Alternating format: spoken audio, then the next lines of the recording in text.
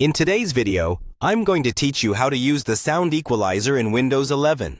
We'll walk through the built-in options in Windows so you can quickly tweak your audio for music, movies, games, or calls without installing any extra software.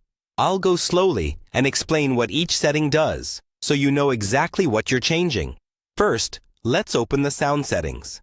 On your taskbar, look to the bottom right corner of your screen and find the small speaker icon. This is your volume control. Right-click on that icon, and from the menu that appears, choose Sound Settings. This will open the main sound settings window in the Settings app. Inside this window, under Output, you'll see the device that is currently being used to play sound, such as your speakers or headphones. Make sure the correct device is selected.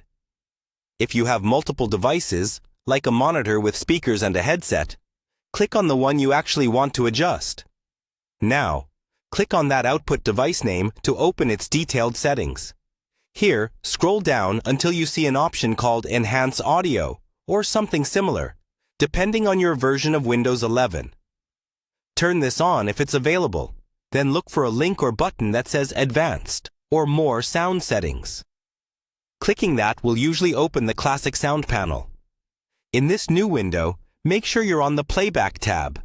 Then select your active device again and click Properties at the bottom right. In the Properties window, go to the Enhancements or Advanced tab, depending on what you see. Here is where you may find equalizer options.